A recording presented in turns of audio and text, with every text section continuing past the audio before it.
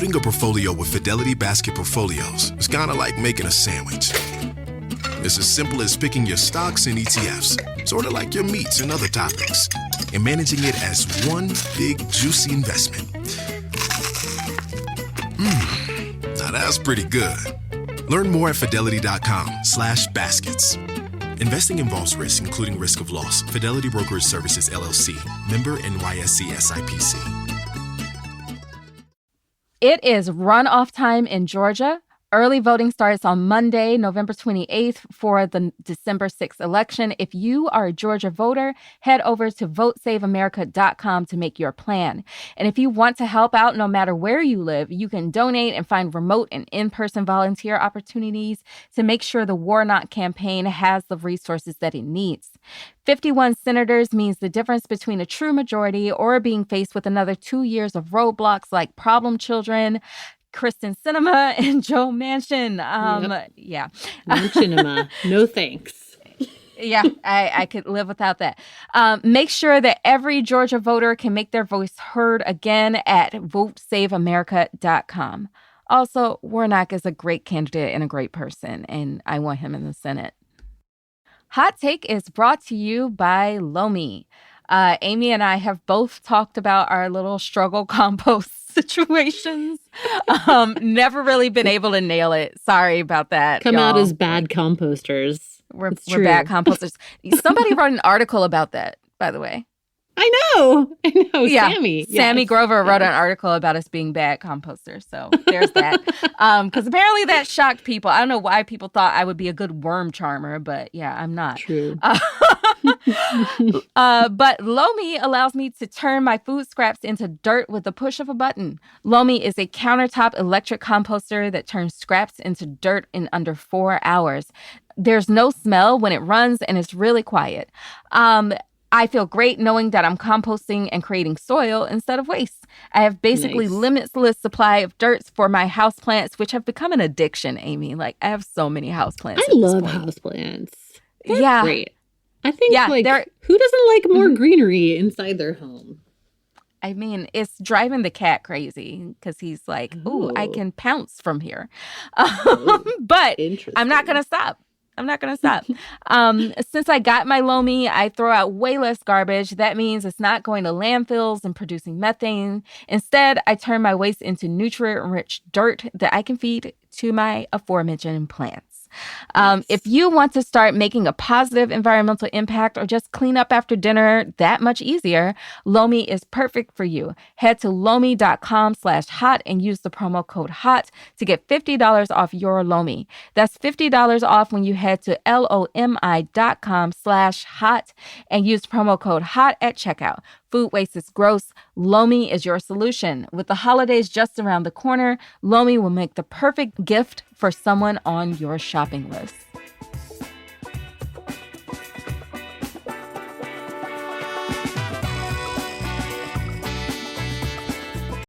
My day kicks off with a refreshing Celsius energy drink, then straight to the gym. Pre-K pickup, back home to meal prep. Time for my fire station shift. One more Celsius, gotta keep the lights on. When the 3-alarm hits, I'm ready. Celsius. Live, fit, go. Grab a cold, refreshing Celsius at your local retailer or locate now at Celsius.com. Learning through play starts with Lego Duplo. With Lego Duplo, toddlers can develop real-life skills while having fun with colorful bricks made just for them. Large, easy to grip, and safe to explore. When children express themselves with Lego Duplo, they build patience, problem-solving, and empathy. See your child learn perseverance and self-expression with everything they imagine and create. Visit lego.com/preschool to learn more. Hey, hotcakes, welcome to Hot Take. I'm Amy Westervelt. And I'm Mary Anais Hegler. This week, we're going to be talking to Aja Barber about a topic that couldn't possibly be more relevant at the moment.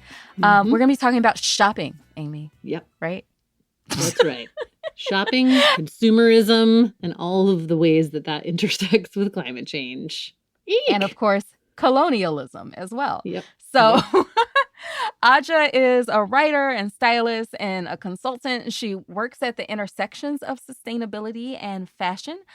She is Shein's worst enemy on Twitter. It's true. It's true. Yes. Yes. She also recently wrote her first book. It's called Consumed. It's great. It looks at the fashion industry through the lens of collectivism, colonialism, climate change, and consumerism. And it's great. Go get it. Go get it for your friend that you can't think of anything to get for. Right. Or the friends who always have ridiculous requests for the holidays. With the holidays right around the corner, or actually kind of back around the corner, the way you look at it, since Thanksgiving is past, we thought she would be the perfect person to bring on. I doubt we have anybody listening to this podcast who is buying a ton of fast fashion, like Shein hauls and making those sort of TikToks or whatever. But if you have a friend who does, this episode will give you some stuff to, hopefully open their eyes to the harms of fast fashion. So with that, I think it's time. It's time to talk about climate. All right. Aja Barber, welcome to Hot Take. We're so happy to have you. Thank you so much for having me on. I'm a tremendous fan of the show. So this is quite a big deal for me. Well, we're big fans of you, so this is a big deal for us. And I'm just going to kick us off with the first question. How you feeling about Twitter these days? Girl, I am waiting for the delegation of Black Twitter to be like, where are we going? That's what I'm waiting for. And I'm like, can someone give me a sign, a memo, something? But in general, I think it's I don't want to say it's funny because I know that it's very emotional for some people. But deep down inside, there would be a part of me that would laugh so hard if this man paid $44 billion for this app and then proceeded to just sink it into the ground and then had to sell it at a loss. I'm sorry, that would not be a loss to me to see that happen. Yeah, I don't know. I'm a little worried that this is exactly his goal, to tank public discourse. So I don't know. I don't know if he would see it as a loss. I would definitely, I think deep down inside, I want to believe that it's all ego and he has no idea what he's really doing. But I think there's some truth to what you just said as well. But really, I'm just I have other spaces that I'm in. To be honest, my Twitter only took off this year. I've been on Twitter since its inception. And for the first 8-9 years, I only had 2,000 followers. And then my Twitter finally took off. And so I'm just laughing at my own bad luck because wow, this finally took off and now he's gonna ruin it. Of course. That's what he was waiting for. That's how it goes for me. That's just it always rains on me. So I'm okay with it. I'm used to it. Oh God. It's gross. I've built my other spaces though, and that's what I really hope that I've always diversified because I know that you can't count on these apps. We can't count on corporations, apps, anything. So I've never put all my eggs in one basket, be it Twitter or Instagram or even Patreon where I am supported. I try and diversify as much as possible just in case something like this happens. Yeah. Yeah, you have a huge following on Instagram. Yeah, and Instagram's kind of weird too. And I also have a smaller following on Pinterest, but I could definitely amp that up. But for me, it's just unfortunately we can't depend on these apps. And so we have to always sort of have a little backup plan. So I feel a little bit okay, I prepared in some way, even though I didn't know that that's what I was preparing for. Yeah. I mean, I think probably part of the reason your Twitter took off, it's because we've been having a pretty heated conversation on social media about fast fashion. Yes. In particular, Shein. Yes. Which I will assure you is not a sponsor of this show. Thank God for that.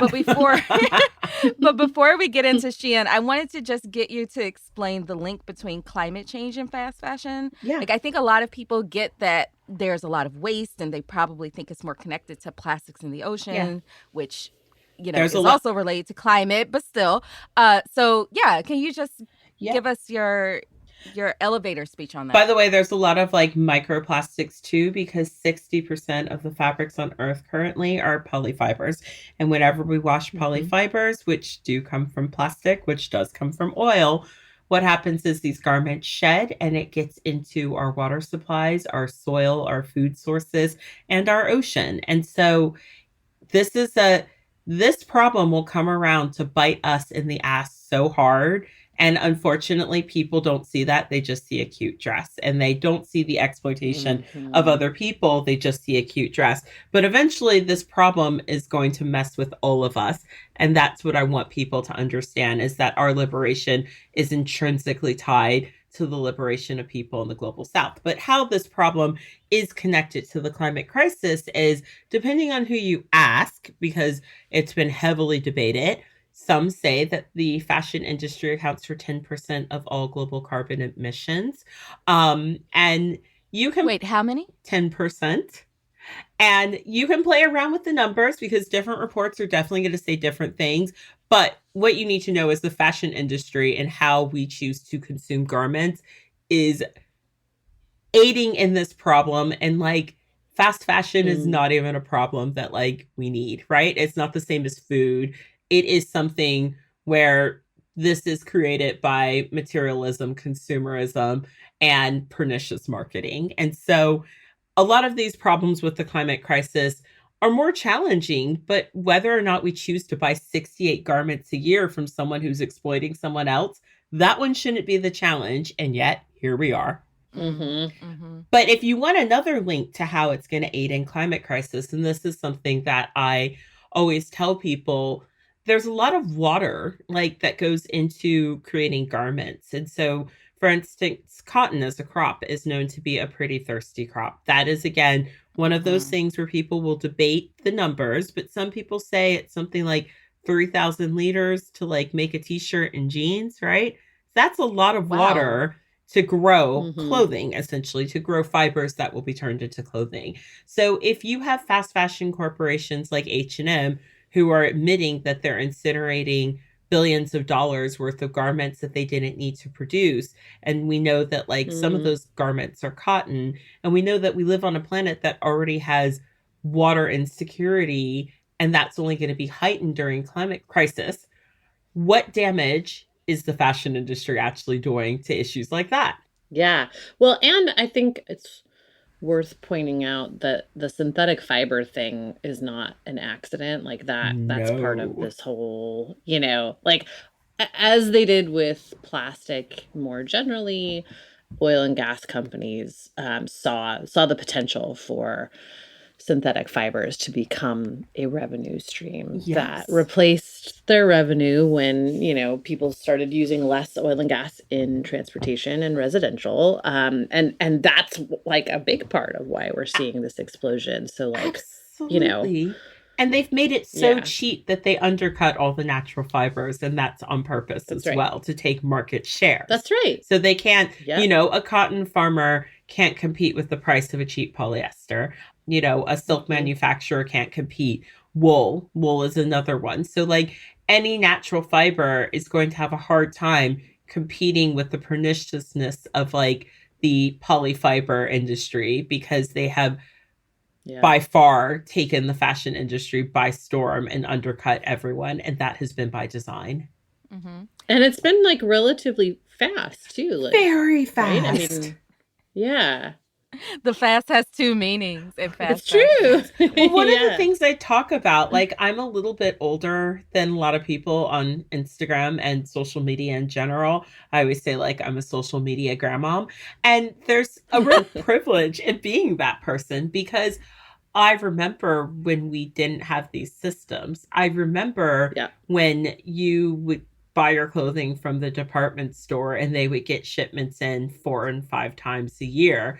I've seen the system become what it is today at this speed, where someone who is Gen Z, where they were born in like the year 2000, all they know is this system. So this idea that anything else actually exists is quite foreign to younger people. So we really, I think, need to do the service of like communicating that there is a different way, that you don't have to feel preyed upon by these corporations, that you don't have to participate in a microtrend cycle, especially if it doesn't make you feel good. And I think that's a lot of the work that needs to be done. And people who are of the older generation need to quickly recognize what we're taking part in and make sure that we are good ancestors for those of the future.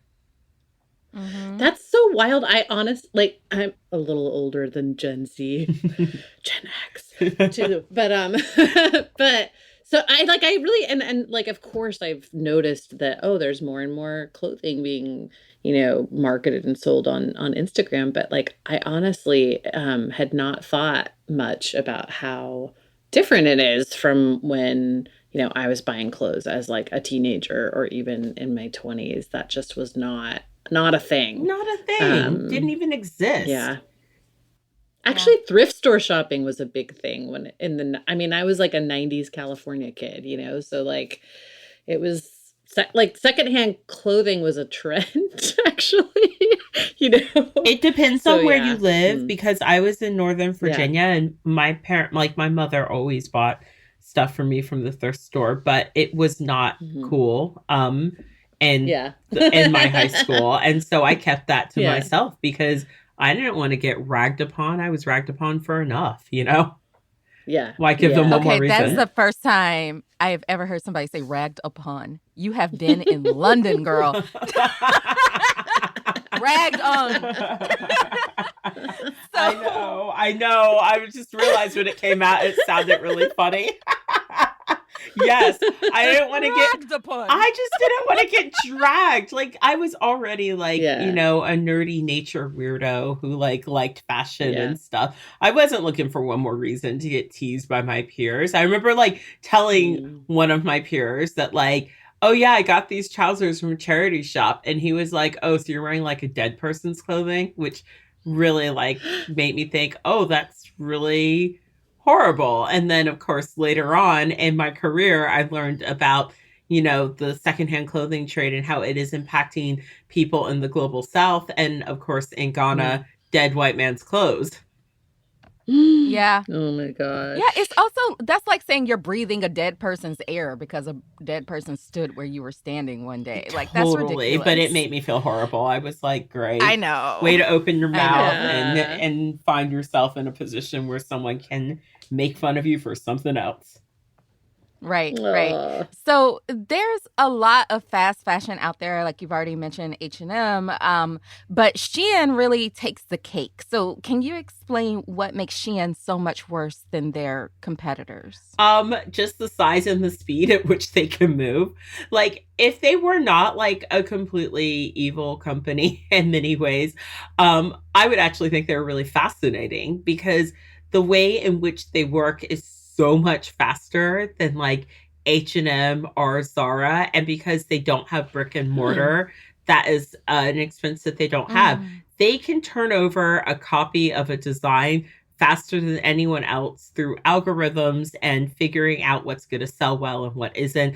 They're actually really evil and brilliant. And they're producing at a rate where they are just trouncing on their competition, which I love to see a bad guy get theirs, but it sucks when it's by an even more bad guy, Right. And they're hurting a lot of other people. Oh yeah, no, process, they're hurting right? hurting so many people. But it's funny because I know that the H&Ms and the Zaras are hey, they took what we did and they're doing it even worse. It's not fair, And it's oh God. They're not the victims in this story. Totally. And I do think obviously Shein is problematic for a litany of reasons, but deep down inside, this conversation tends to be very white. And I do wonder how much of the critique comes from latent xenophobia.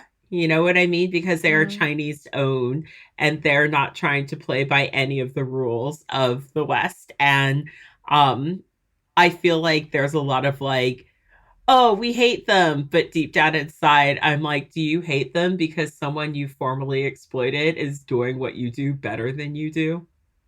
Yeah.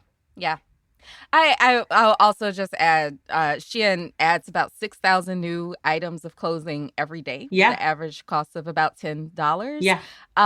They're really into cultural appropriation and just stealing designer stuff, right? But So all of them designers come out with something. all of them Yeah, are into all of them cultural do that. appropriation, and all of them are into stealing stuff. And like, what people need to understand in this conversation, because a lot of people like to sort of make the fast fashion conversation sound like it's, you know, David and Goliath. Like, oh yeah, they're making it so much more accessible for us. They're making the world worse for everyone. You just don't see it because you're distracted by shiny, pretty things. What they do is, I would argue, when it comes to the slow fashion movement, the ethical fashion movement, these movements are being led by small brands. But what these big corporations do, Shein, H&M, Zara, and others, is that they make it so the small brands cannot even compete. So say you have a dress that becomes a real cult classic on Instagram, and that does happen. And maybe it's from a small brand. So you're making this dress, you're paying everyone fairly. Your dress costs £200 because that is like the margin for you to pay everyone and pay yourself and keep your lights on, which a lot of people do not understand what clothing should and can cost. They just don't get it, but everyone thinks that they get it, which is kind of annoying, but we do that in our society with like everyone, like scientists. And so basically you have this dress, it becomes an Instagram cult classic, everybody's buying it, and then all of a sudden Shein makes a copy of your dress and they're selling it for $12, and then nobody wants to buy your dress because everyone's buying the copy. If that keeps happening with small brands, they're never going to be able to survive. The margins are so tight to run a fashion company because so many of my friends have run them, and I know what it looks like on the inside, and it's here today, gone tomorrow. And if we have this market where anyone can really easily knock off anything else and there's no regulation, what that means is there's no small business. And when there's no small business, there's a lack of jobs, right? Like, everyone that is a fashion student should care about this, because the better jobs in the fashion industry are with the small brands. They're the brands that are paying better wages to everyone, and they're the brands where you're actually going to get some really fun experience. Like, I think sometimes when we're young, we grow up and we think, oh yeah, I'd love to work for that big company. But sometimes when you're in that big company, you're just a number and not a name. And so you're going to get some really good hands-on experience within small business that, you know, maybe you can take to a larger company, but not everyone can be at the top. So like, the jobs that I think tend to be the best are the ones where you're treated like a decent human and you get good experience. And within big corporations, what I find is nobody is treated like a human, not the person at the bottom of the food chain and not even really the person in the middle. You know, you see these jobs for like, I want to work for this company, and it's in a major city like New York or London, and the job pays $25,000 a year. Who can survive in New York City or London on that amount of money? The wealthy. So that means that only people that are, you know, born into wealth can actually participate in the fashion industry. So that really limits who can actually be within the industry. And I just think we lose so much when entire industries just become massive corporations. And unfortunately, that's what fast fashion is doing to the fashion industry as a whole, and polluting the planet. Well, there's that. Yeah. It's just bad on all fronts. All fronts. And yeah, I've seen this cycle. I've seen you like batting this away right and left on Twitter of people being like, but I can't afford a, you know, sustainably produced item. And like, I feel like, again, this comes back to the consumption pattern thing. Yes. Which sort of, nobody wants to touch that. Yeah, because you want to touch it. Here's the thing. I used to say that. This is the thing.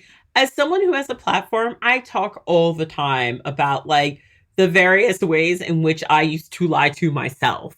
And I think society allows us to do that. And hang with me here because I'm going to go off the deep end. I feel like Mhm. Let's do it. we do this thing, right? We're like, everybody's so poor in our society. And I think we do that Mhm. because there is a lot of inequality. But like the person whose parents bought their first house in a major city is saying the same thing as the person who doesn't have parents who can do Mhm. that. Like, oh, I'm just so broke. Oh, and I really think Mhm. because we don't talk honestly about wealth within our society, that dishonesty trickles into every conversation and allows for us to have massive industries that just exploit large amounts of people in the global south, and nobody wants to hold their hand up and say, oh yeah, I did that, I was kind of responsible. Like, yes, I did buy 68 items of clothing I didn't need to fill my insecurities. Nobody wants to do that, but I think a lot of us Right. need to realize, right, you're like, I can't afford ethical fashion. Great. Don't buy anything this year. Like, if you have a wardrobe full of clothing that fits, a great way to participate in the slow fashion movement is to just wear the clothing you have. And people do treat trends like it is a human right. And it's bizarre to act that way when, like, the majority of the world is not participating in this cycle. But I also just came off of a visit to Paris where I met up with the Or Foundation, which is a nonprofit in Ghana that deals with the fashion waste stream that ends up in Canton Market. They were there in Paris talking to EU regulators, big brands, and it was a wonderful trip. There were 15 people from the Or Foundation, so 13 Ghanaians, 2 Americans. And can I just say, everybody was so stylish. Everybody. And these are Mhm. people who are largely wearing the items that we call not good enough anymore because we stuffed it in a charity bag and somehow it's ended up on their doorstep. So this Mm. notion that we need fast fashion to be stylish and to be able to participate is just patently false. And I think we need to really start coming correct and being more honest in this conversation. But I think that also looks like more honest conversations about wealth in general and who can make changes and who can't. Because there might be someone who has to pick between, you know, paying their light bill or getting a pair of work trousers from Shein, right? And like for that Mm. person, I know you're just trying to survive, but that is not the majority of Shein's customers, and it's time to be honest about Right. that. I mean, as someone who gave up on ever being stylish in the 4th grade, I don't know. This almost makes me feel like there's hope for me. Oh my God. For me and my Okay, chronic this- yoga pants. This is where I have to admit that I, in the 4th grade, I don't know what got into me. I think I saw the movie Working Girl, maybe, and I asked my mom to like scour thrift shops for like tiny suits, tiny little lady suits. Like, That's so cute. wait, like you wanted pantsuits like Hillary Clinton? I wore pantsuits, That's yes, for like an adorable. entire year. Little I secondhand want pictures. pantsuits.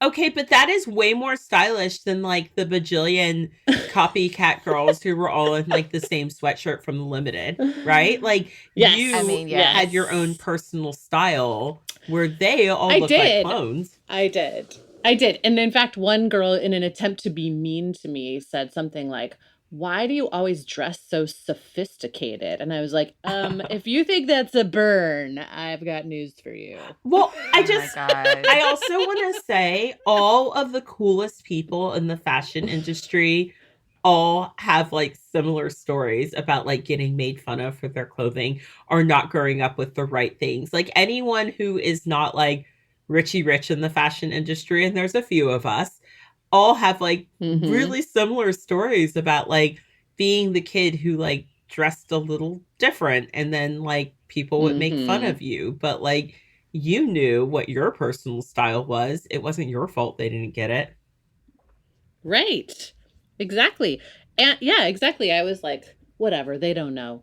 Eventually they'll see. Anyway. There's Yes. still so much more to talk about with climate and fashion and also colonialism. Yes. And we're going to get to that after the break. Speaking of consumption, we need to run an ad. Yeah.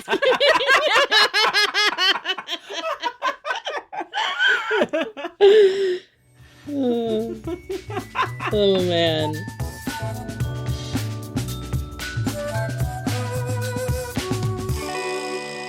Hot Take is brought to you by Cozy Earth.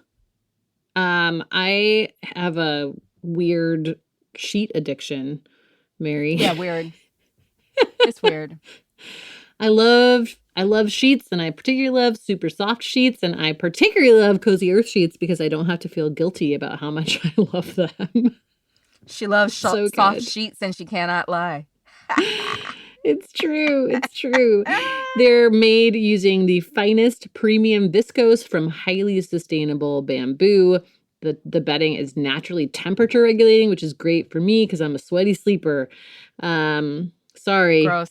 Bad image in everyone's head now, but it's true. Well, you know how I feel about sweat. I feel like it's natural and, It's true. doesn't hurt It is you. natural. It is. Yeah. It is. So, yeah, I mean, their sheets are amazing. They have a loungewear collection that's also made out of the same super, super soft bamboo viscose. I love it. All of this stuff is great for a holiday gift. If you are looking for something for someone, I mean, honestly, any human being who doesn't like soft fabric. Cozy Earth is the brand that made Oprah's favorite things 5 years in a row. Holy moly. That's amazing. That's pretty good. Yeah. Their luxurious loungewear collection includes soft and stylish bamboo pajamas, joggers, tees, and more. Plus, every Cozy Earth bedding item comes in a beautiful reusable canvas bag. I totally use these bags. They're great. It's like getting two things for the price of one. No gift wrapping required, and you get a little extra gift with your sheets. You, Hot Take listeners, can save 40% now on Cozy Earth. Hurry, this holiday offer is going to end soon. You got to get it now. Go to cozyearth.com/hot and be sure to enter HOT at checkout to save 40%. That's cozyearth.com/hot, cozyearth.com/hot. Hot Take is brought to you by Aspiration. Mary, we have talked about this before, but I feel like I can't say it enough times. Most people are keeping their money in banks that are using that money to fund fossil fuel projects. Not I cool. know. I know. And most Things people like don't know about it. Most people Yeah, don't know. things like the Dakota Access Pipeline, all of those sorts of projects. Yep. Yeah, That is- exactly. If you have your bank in most standard bank accounts, then you are unwittingly maybe funding fossil fuel projects. So one thing you can do is just moving your money to Aspiration to give your deposits a cleaner, greener home. Aspiration is a climate-friendly alternative for your money. You can get an account and debit card that's built to help your wallet and the planet. Aspiration lets you plant a tree by rounding up every swipe of your debit card, but equally, if not more important, they're not spending your money on pipelines, guys. Kind of important. Yeah, it's kind of important. Also, there is no credit check, no overdraft fees, and with Aspiration, you just pay what you think is fair, even if that's zero, because money should not stand in the way of you doing the right thing. Make your dollars make a difference. Open an Aspiration account at aspiration.com/tree. Help save the planet with your Aspiration debit card. Open your account at aspiration.com/tree today. That's aspiration.com/tree. Terms and conditions apply. Aspiration is not a bank. Deposits are FDIC insured up to $2 million per depositor.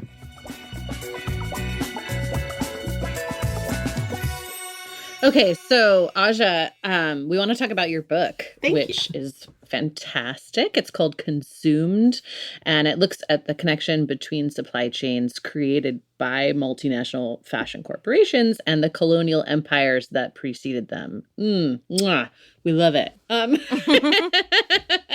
It looks at lots more, but that was one key takeaway. So like we know that there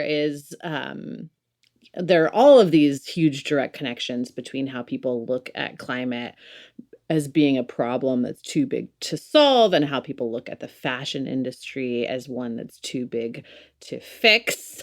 This is something that we hear about all of the aspects of climate all the time, right? We hear the same thing about energy, right? The system's, it's too big and it's too broken. So when people are looking at the fashion industry, you talk about in Consumed that the system is actually, it's working as designed, right? So let's have you talk a little bit more about that. How was this set up? Like, how did we know that we were probably going to end up here 100 years ago? Yeah. So, I mean, if you look at chattel slavery and colonialism in the East, those were all like the building blocks of what the system is today. And I was sharing with like my patrons that like, yes, I am in this arena because it's right and it feels right and I know that's what I should be doing.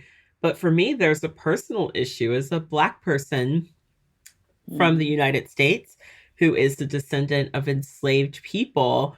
My people were brought to this United States to harvest land to build this system, and that cotton kickstarted the Industrial Revolution. Without the Industrial Revolution, you wouldn't have today's systems. So, that Industrial Revolution led to things like fair labor in America, but that happened because of things like the Triangle Shirtwaist Factory fire. And so I think that at the base of this, chattel slavery, which was a huge part of it, but additionally, British exploration in India was all about disrupting the cotton trade there, because at the time, India was the superpower of cotton.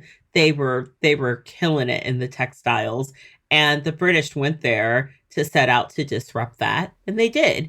And now, instead of India really being in control of that system, the people that control that system are the head of the top 20 brands in the world, and most of the time it's a white person. But additionally, because of the way we consume clothing fast, super rapidly, the successive microtrends pushed through social media and pernicious marketing, we are going through so much clothing so quickly. And people are taught that like, oh, don't throw out your clothing, donate it. But we're donating billions of garments every year. And what's happening is these garments are ending up right back in the global South, in Ghana, and they are polluting the environment there. And so from start to finish, this system basically craps all over non-white people, because the resources that go into the clothing, the labor which goes in the clothing, is non-white people in the global South. And then the consumer, it's a linear system. The person that consumes this garment is usually a privileged person in the global North. Often they are white. And then the person who ends up with it polluting their backyard in Old Fatima in Ghana is going to be a Black person. And so ultimately, and it doesn't have to be a Black person, it can be, the Atacama Desert, it can be anywhere, but it's going to be in the global South.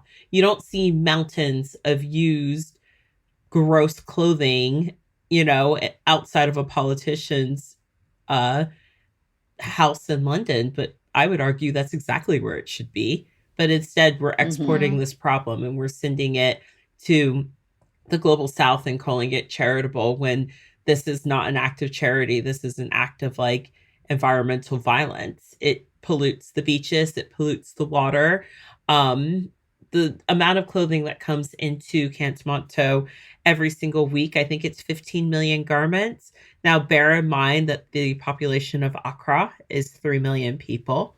And it has filled up the municipal dump 10 years ahead of schedule.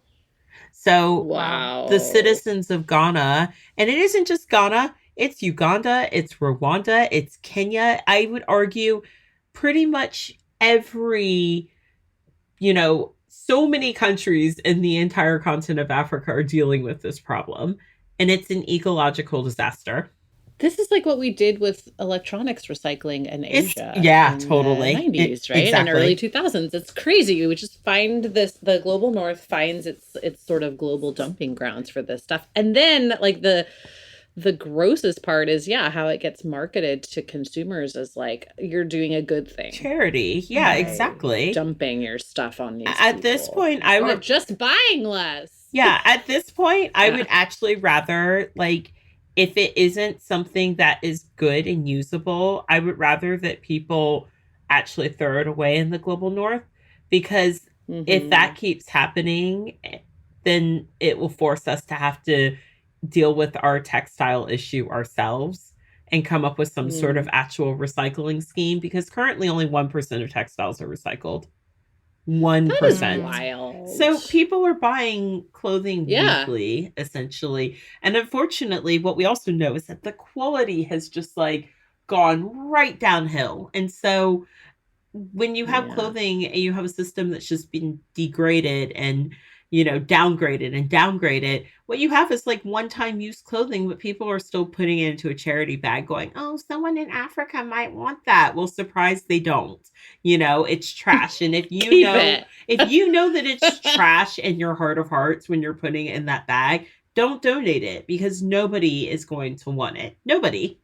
And we need to really start seeing this problem for what it is. It needs to be in our backyard. Like, I only donate things that are current season, that are from designers where if I pick something up at a charity shop, I would shout score. It has to be on trend. I will not donate anything that is, torn, ripped, that sort of thing. But that is what people are doing. And it's a colonialist idea that somebody in another part of the world might want something that you don't think is good enough for you to wear anymore. You know that feeling when someone shows up for you just when you need it most? That's what Uber is all about. Not just a ride or dinner at your door. It's how Uber helps you show up for the moments that matter. Because showing up can turn a tough day around, or make a good one even better. Whatever it is, big or small, Uber is on the way, so you can be on yours. Uber, on our way. My cat Freddie loves to be brushed and cuddled. But stirring up his cat allergens meant sneezing and itchy eyes. Then I found Purina One Live Clear. It's cat food that reduced the major allergen and my suffering in as little as 21 days. Now, we feel closer than ever. If you have issues with cat allergens, you really need to try Purina One Live Clear. Try new Purina One Live Clear today. Purina One, a difference from day one.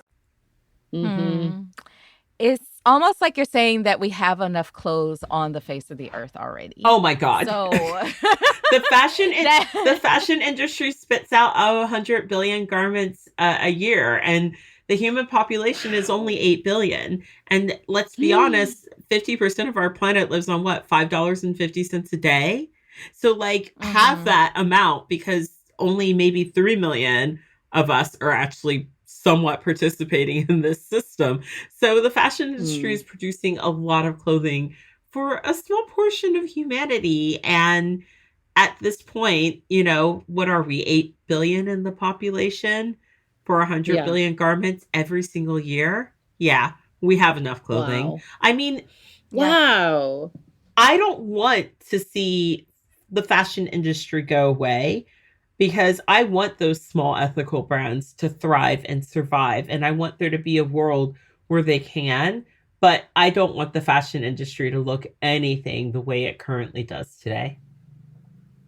Yeah. So what you're saying is degrowth. Yeah, that's exactly what I'm saying. And it's the pink elephant in the room that no one wants to address in the fashion industry. Trust me. Yeah. In the oil and gas conversation, the oil companies always say some variation of like, well, we're just supplying a demand. Like if you guys used less, we would produce less, which is just patently false, as we can see in this whole conversation of synthetic fibers and plastic and all Girl, of that same. stuff. They just Same find in this conversation.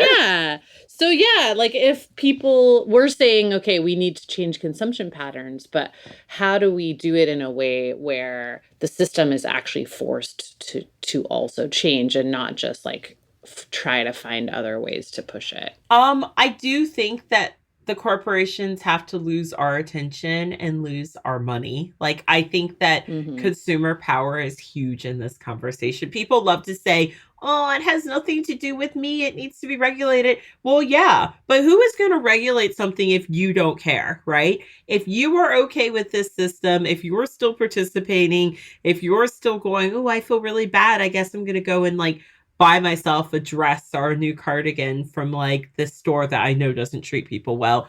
Do you actually think that like your lawmaker will be moved to like regulate the system? So like, unfortunately, this is like, we need a cultural shift, and that cultural shift starts with individual change. And like the consumer voice has so much power here, and people need to recognize that. But in order to actually get into this conversation, I think it's important for us as individuals to look at all of our own consumer patterns, because the market is dictated by that. It's dictated by what we are choosing to do.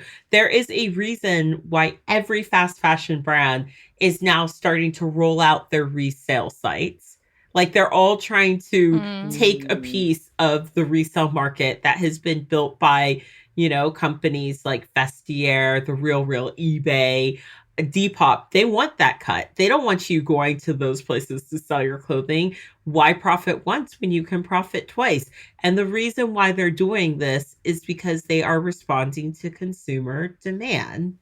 And so if consumer demand were, I don't know, we demand you start treating our fellow humans with decency and stop union busting, and I'm supporting this company because I actually like that they pay people well, they would pay attention to that as well. But I just think we as citizens haven't quite gotten mad enough and haven't realized that we can be a part of this conversation, and we absolutely should.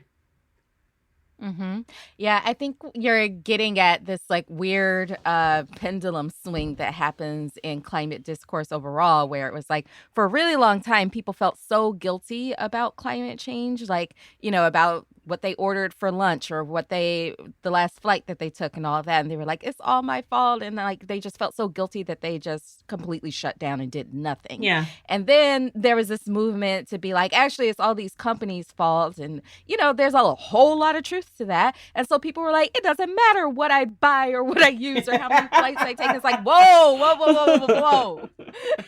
Whoa, too far, too fast. Like, and so it's like, I can take all the flights I want because it's BP's fault. Like, whoa. Yes. Exactly. And so, for me, if you're not going to do anything about it, then just stop buying stuff. Like, you know what I mean? Like, participating in trends, no matter which way you slice and dice and unpack it, is not mandatory for humanity. It's not even, you know, I understand that, like, that peer pressure is real and, like, those feelings are real, but maybe it's time to unpack something deeper that, you know, causes you to lean into consumerism when you feel insecure. That's what I would say, because you can't eat these clothes. It's not going to be life or death. Yes, obviously, we all need clothing that protects us from the elements and keeps us warm and dry and so on. There is some survival there, but the haul that you just took at the mall, that is not about survival, and it's time to get real about that. But also, I think a lot of people think that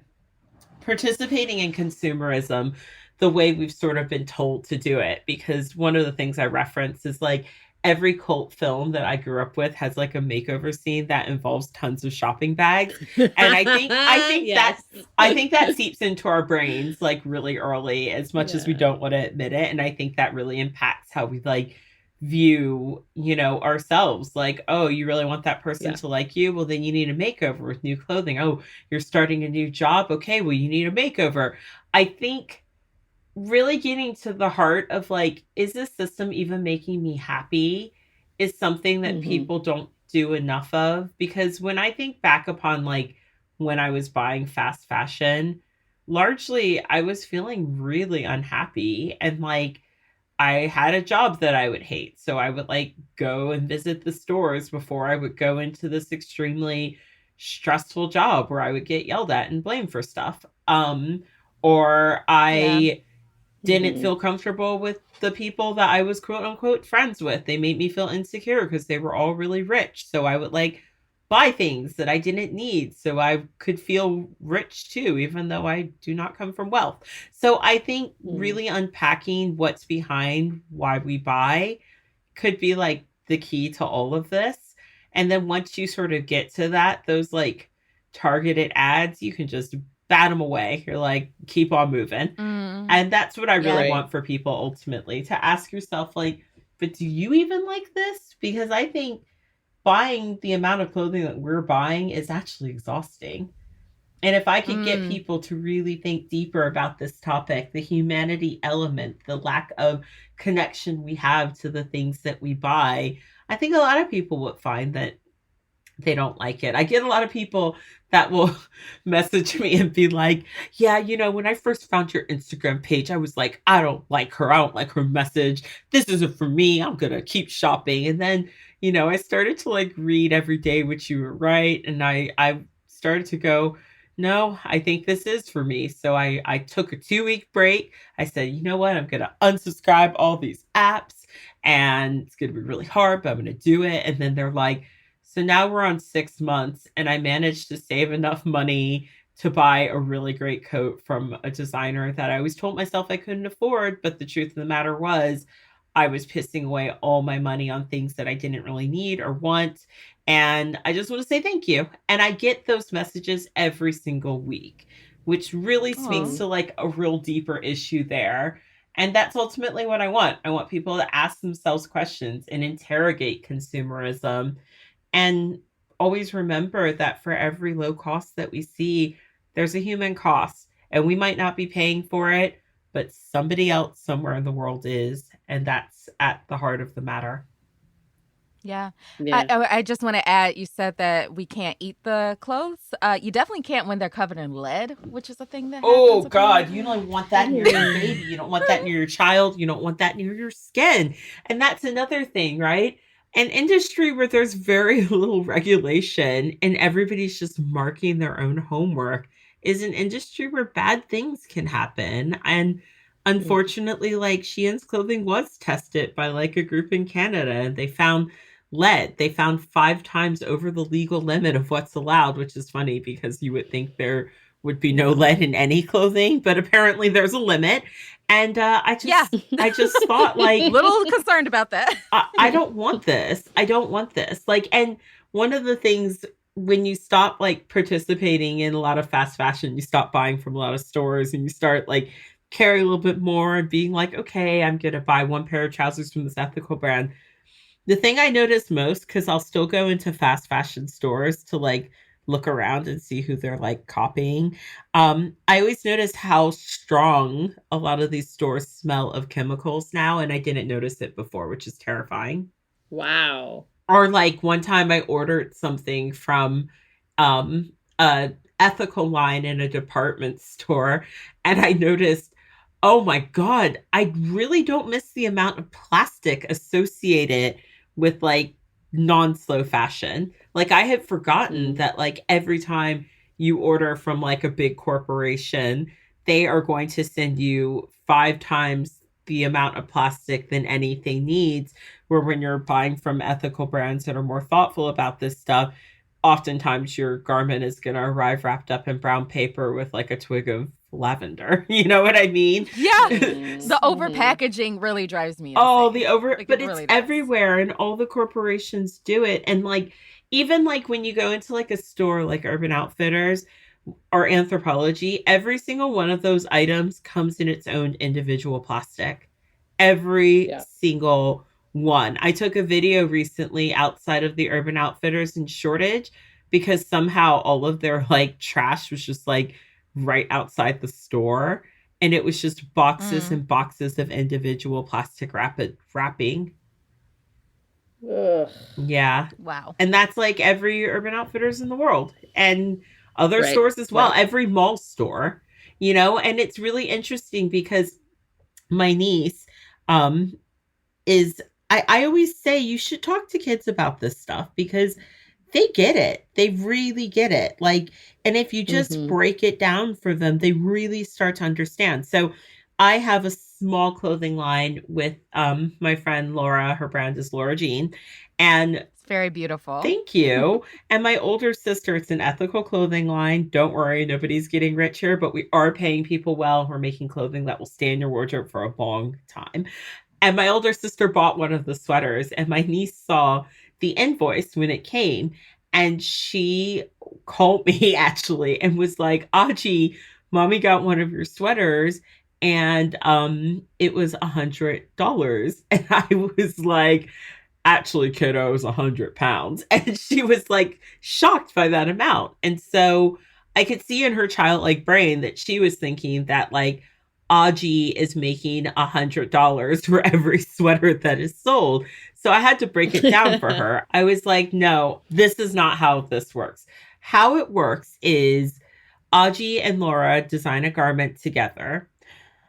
We go and we pick out the materials. Now we work with an ethical yarn maker who has some real sustainability practices in place, which means that their yarn is going to cost more than the yarn that is probably being used in this, and this store because this is a good company. So the yarn costs this amount of money. So that's, 1/4 of the price. And then we pay our garment makers the most amount of money because they're doing the hardest labor. So their amount of money is X amount of money. So then that's like a bigger chunk of the price. And then don't forget about like shipping because it's made in Bulgaria and this expense, taxes, yada, yada, yada. So then when you're done, there's this tiny little sliver left.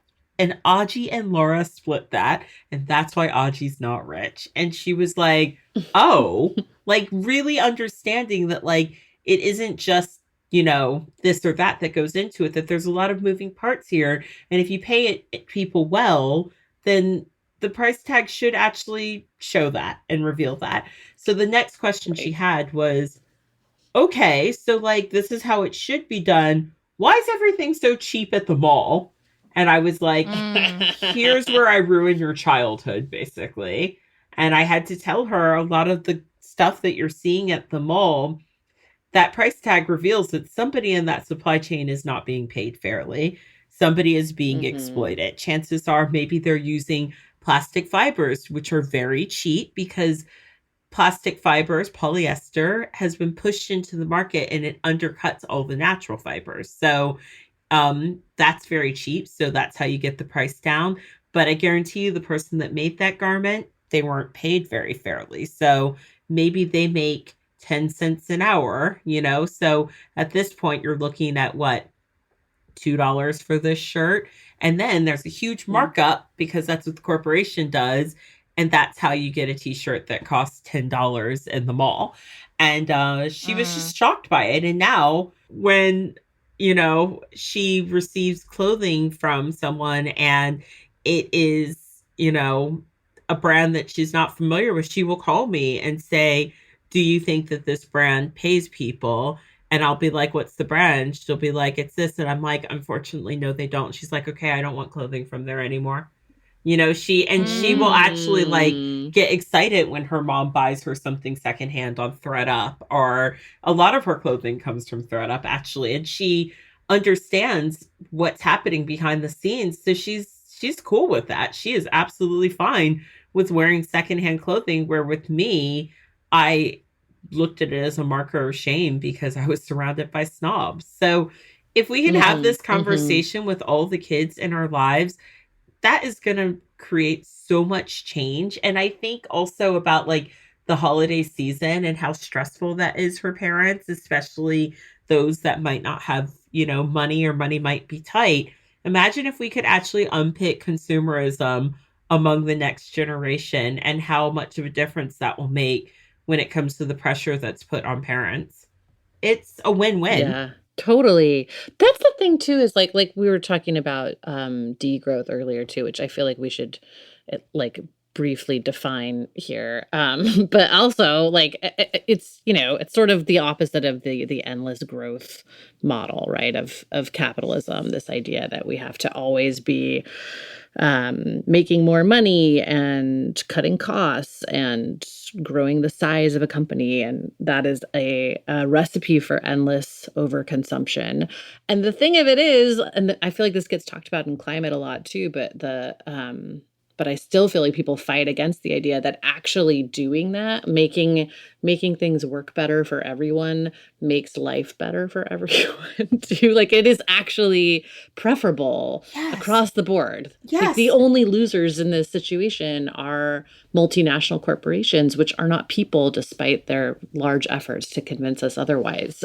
This is like so it's true. It feels better, you know? I always tell people, if we can raise wages for people, you know, fighting the hardest battle, which in my opinion is garment workers and people at the end, at the beginning of the supply chain, we can raise wages for ourselves, right? If we can empower and help and amplify the message of people who are having their unions busted by these corporations, then that means internally in corporate, they're also going to have some better standards as well. And currently, like the way people are treated within these corporations, even at a corporate level, isn't very good either.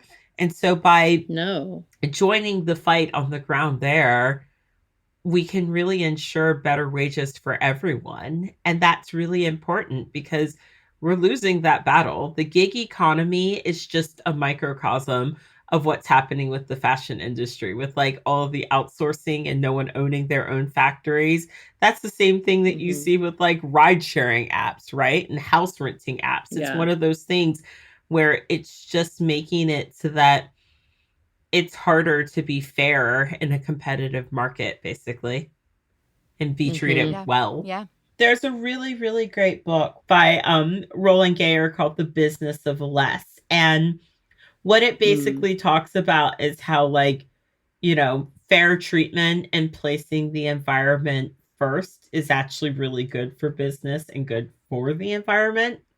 And so, like, you don't say. Yeah, exactly. Yeah. So, like, you know, one of the points made is, well, if you pay garment workers X amount of money and everyone's making fair wages, that's going to actually take X amount of CO2 out of the atmosphere. And here's why. You know, so like the freedom of others is tied to like sustainability. All of this is tied together, and you can't have sustainability without ethical and fair labor. You can't. Like, brands will try and trick you and be like, this is made from organic cotton, but it was made by babies, and that just doesn't work. So yeah, it's all connected, and the sooner we understand that, the better we're going to be as a people and a planet. Yeah. I mean, I think that gets us into something else we wanted to talk about, which is greenwashing. Yeah. So can you talk to us about some of the biggest markers of greenwashing and how folks can spot it in the fashion industry? Like, I feel like I probably fall into, you know, some of the traps of like, this is organic bamboo, but like there's no way to make an entire set of yoga pants out of that. So yeah, what should we look for? I always say just look for fair wages. I don't even look for the environmental stuff, because the truth of the matter is that the corporations that are paying everyone within the supply chain fairly don't have the same amount of money left over to overproduce clothing.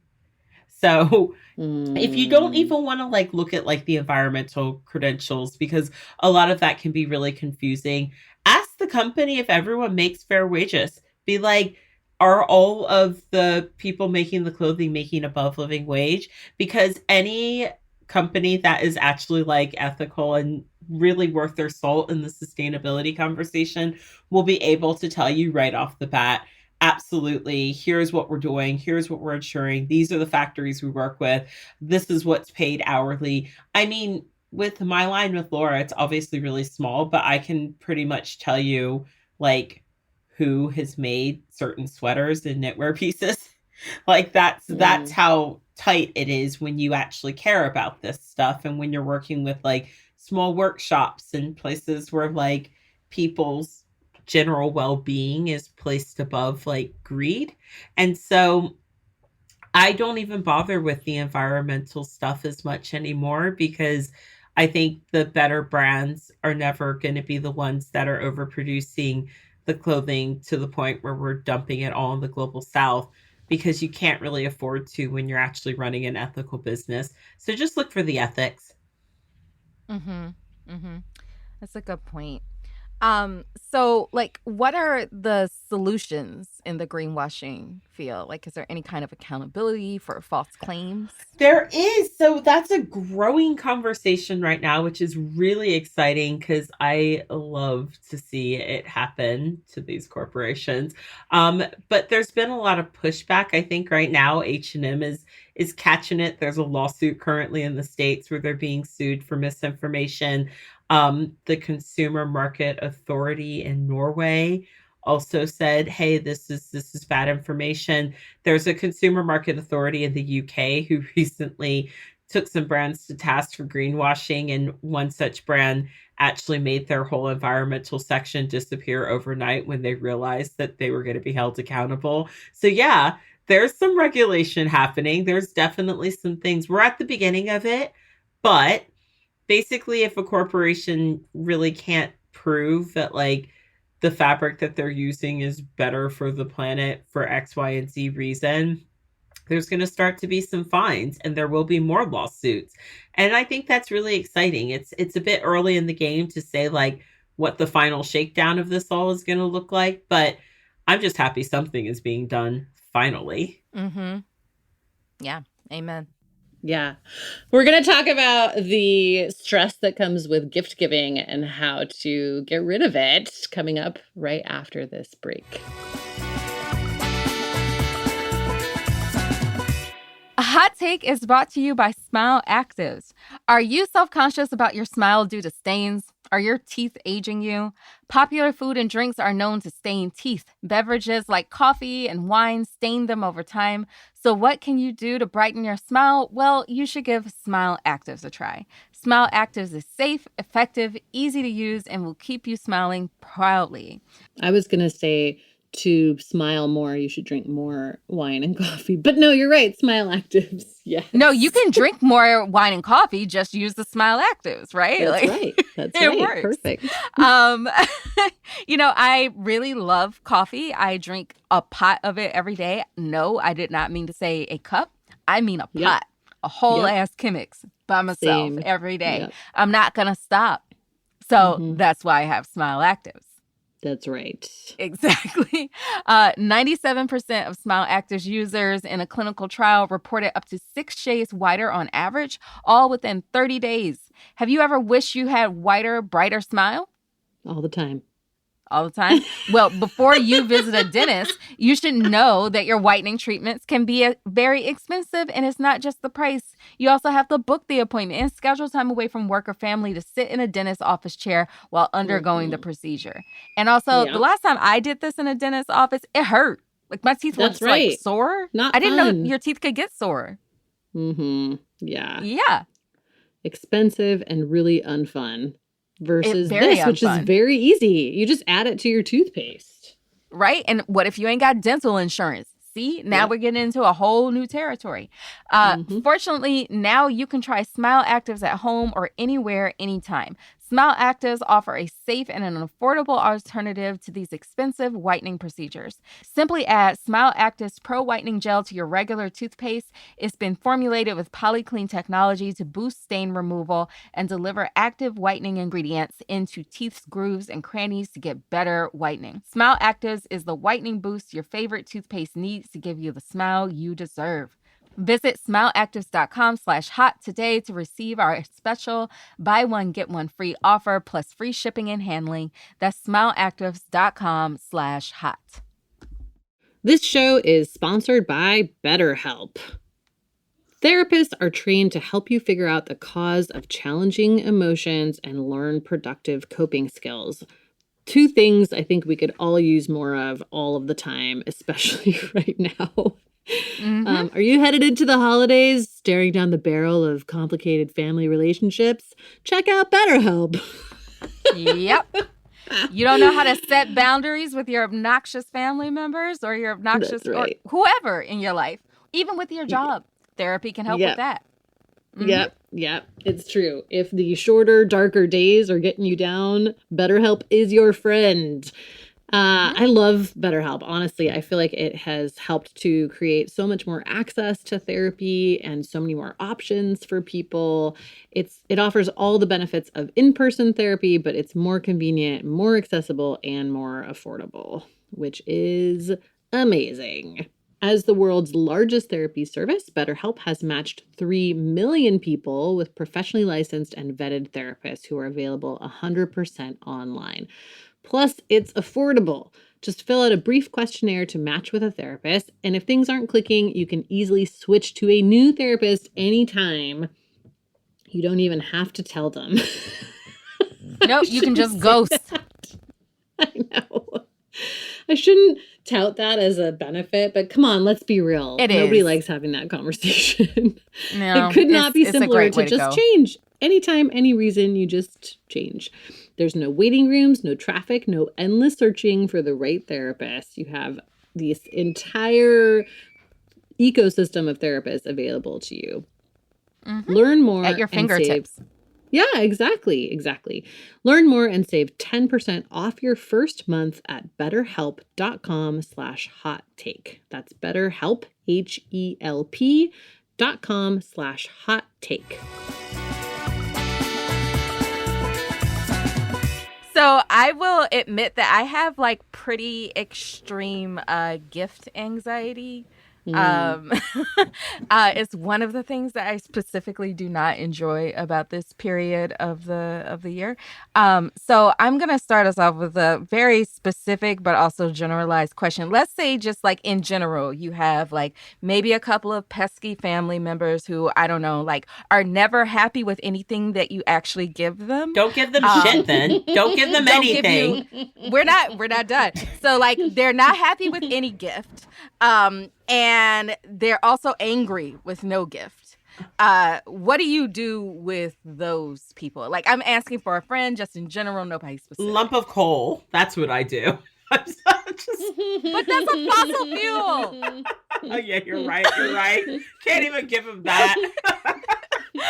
Oh, God, that's really tough. Okay, so every year I do a gift guide for my patrons, and it is always things that I definitely like, things that I enjoy, things that I would like to receive, usually from, obviously from ethical companies and, environmental companies. But, I love the idea of like, non-material gifts. So like things like masterclass lessons online, things like, I think right now we're in a cost of living crisis in the UK, and people are definitely going to be trimming the edges of their budget. So like, I don't think any person who is really having to pare back is going to scowl at a gift card to their local coffee shop when they can't buy, lattes like they used to.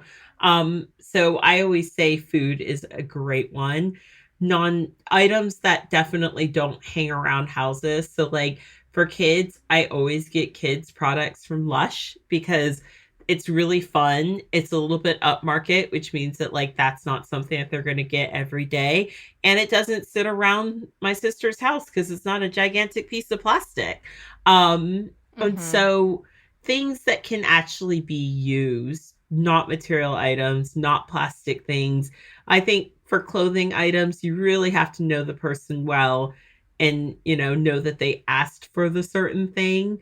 Otherwise, if you don't know them well and you're not a professional at this, and I did used to do personal shopping for the holiday season, so I get it. But I think if it's too challenging, just get someone like a nice food basket or like, a gift card, a master class, something that they can actually like use and do for like a family. Those like adventure parks, or what are they called? Like the trampoline parks. That stuff is expensive. But if you're a parent and you want to have like, a Friday night where you could just just like be on your phone and not be bothered, go to one of those places. They've got benches everywhere and you just got parents on their phone, but that adds up, right? So like something like that for a family, I think is really cool. I'm all about the non-material items. I always love books though as well. Books, you can't go wrong. We can't go wrong by becoming a more informed society. I actually could think of a really great book. No, I'm just kidding. Kidding, not really. Freakonomics.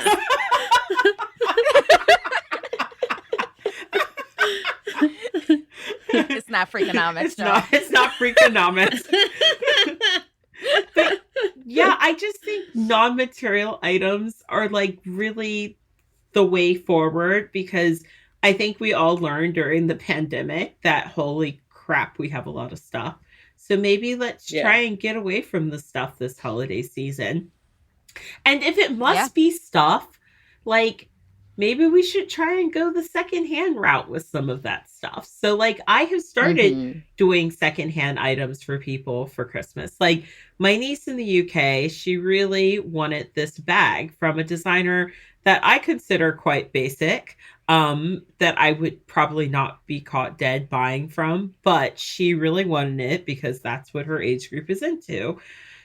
And all of her friends had the bag, but they had fakes that they had like bought on holiday. And me, I just hopped myself onto Vestiaire Collective, typed in the name of the bag, and lo and behold, 5 came up. I bought one for 35 pounds that was gently used. Voila, all your friends have the fake bag, you have the real one. It was just gently used by an adult in Switzerland, you know? So I think we need to change how we look at the holiday season and gifting in general. I really, really want to normalize secondhand gifts. Like my husband loves, like, he never used to really care about fashion, but now he does. And there are certain brands that we both really like. Like we love Comme des Garçons, but we cannot afford Comme des Garçons full price. But I sure can afford it on Vestiaire Collective, especially if I like wait and like put it in my basket and like see if anyone's bought it after 6 months. Okay, no one's bought it. I'll send a little offer. They can always say no. Secondhand items, especially for things that have like a little bit of a higher sticker price, I think is a real win-win. And what we know about our society is that everything gets overproduced in our society. If you think it's not on the secondhand market, you're wrong. It usually is. Yeah. So you give away a lot of this information on your Patreon. So I just want to add another plug. Thank you. I appreciate that. I also, so it's patreon.com/Aja Barber, but like I give it away on Twitter too, just not on demand. Like I do not like when random people that I have no connection with are like, can you tell me where to buy shoes from? I'm like, no, I won't do that. There's a whole list on Patreon where I can do that. You can even write a post on Patreon in the community section, and I will do an entire post for you, but I don't do it on Twitter. But what I will do on Twitter is every now and then I'll just shout out random brands that I like. It will be at my own discretion. Sometimes I will make threads where I talk about what I'm doing for the holiday season. It'll usually be a shortened version of what I'm doing on Patreon, but like, I don't want to gatekeep all the information. I just don't want people treating me like I'm their dial-a shopper when in actuality I do get paid for that in some spaces. Look, the way that people feel entitled to Black women's time and labor on Twitter and other social media apps is ridiculous. So I feel your pain, but I really appreciate the information that you give out for free. But I want our listeners to know there's a way to pay for this and to have it at your fingertips at all times and not worry about Elon Musk blowing up Twitter and now you lose your thread. So go to Aja's Patreon. Thank you very much. And like, I really do. So I have a monthly newsletter, and in the community section, sometimes I'll just grab all of the questions and go through it. It'll be like, what should I buy for my dad's birthday? And then in the newsletter, I'll be like, so-and-so asked this, here's a list of 5 things or whatever. So like, I really do try and get to those questions over on Patreon. But yeah, you know, if you're not enough place financially, follow me on Twitter, because I do give it away for free sometimes too. For real. Yeah. Okay, I have one gift giving question, and it's I like my family, for the most part, has kind of just stopped giving gifts to each other. I feel like it happened. Beautiful. Same. It's It the is kind of adults. nice. Yeah. It is. It's like, it's basically like everybody gets the kids something Yeah. for Christmas, but we're all like we're good. You know? Basically how I do it, if I see something that I know someone will like, I'll get it, but Yeah. there's no obligation Yeah. and I'm not expecting anything in return. Yes, exactly. But I do know that there, like, if there's someone that you don't know that well, or someone for whom gift giving is just a big thing for them, it's hard to say like, no, really, I'm trying to like have less stuff. Please don't get me anything. Do you have advice for people who are trying to set boundaries like that? Like, hey, we don't want to do any gifts this year. Oh, that is just so actually, I write a lot of posts about this over on Instagram.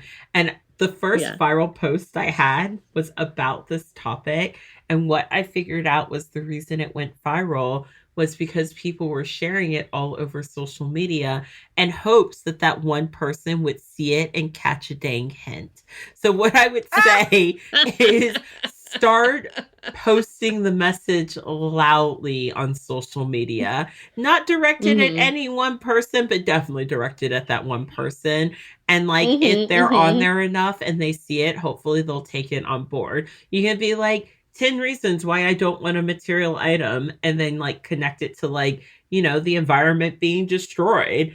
And, we would like this planet to exist for your grandkids. And like, this is why we shouldn't be buying Christmas cat. Did you know that on Christmas Day in the UK, X hundred tons of plastic go to like landfill? Like, did you know that? I don't have the statistics off the top of my head, but it's a big amount of plastic. So like, sure, it's a crazy sharing amount. a bunch of like environmental, connections to the holiday season, and how like much trash is generated, and like how many people receive gifts that they don't want. I think just loudly sending the hints through social media can be slightly effective. So that would be my tip. But hard conversations are hard. I mean, I told someone that I didn't want a wedding present from them, and they never talked to me again. Wow. Way to make it about you.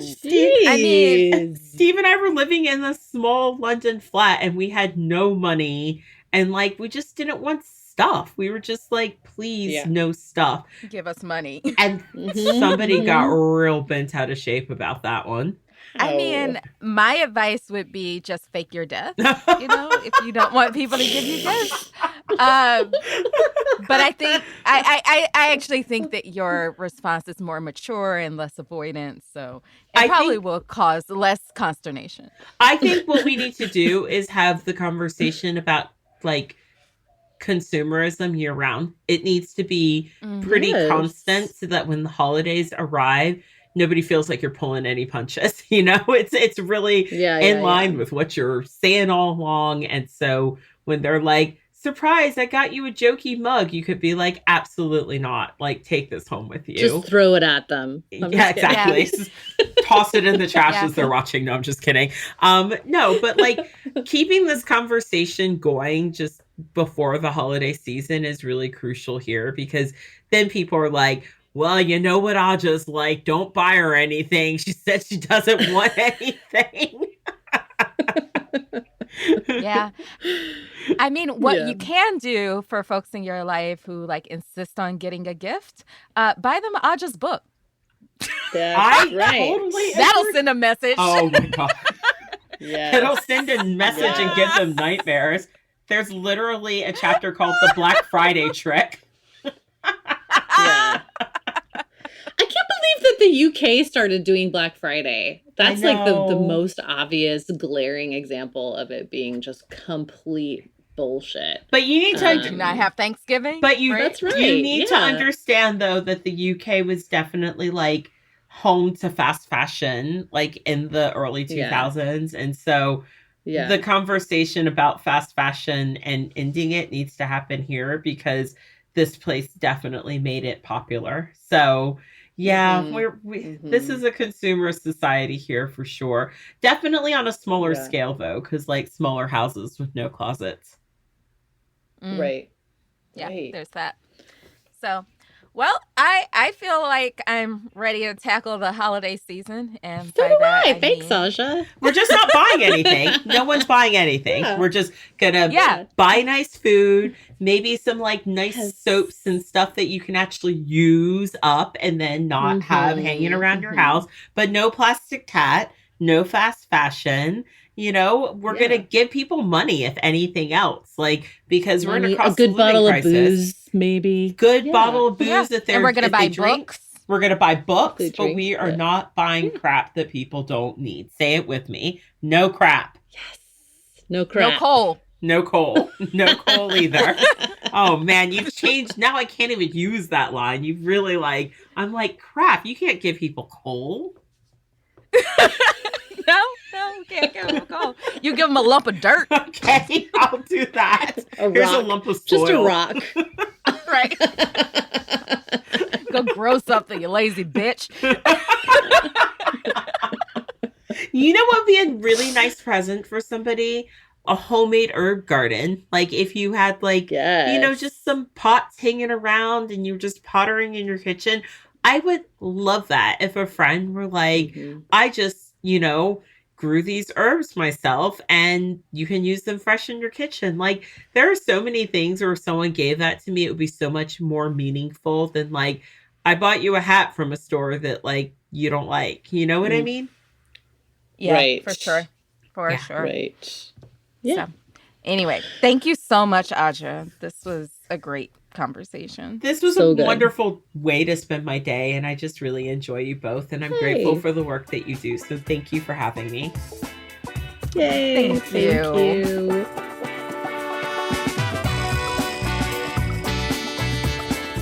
Hot Take is a Crooked Media production. It's produced by Ray Pang and mixed and edited by Jordan Cantor. Our music is by Vasilis Fotopoulos. Leo Duran is our senior producer. And our executive producers are Mary Anais Hegler, Michael Martinez, and me, Amy Westervelt. Special thanks to Sandy Gerard, Ari Schwartz, Kyle Seglin, and Charlotte Landis for production support, and to Amelia Montooth for digital support. You can follow the show on Twitter at Real Hot Take and subscribe to Crooked Media's video channel at youtube.com/crookedmedia.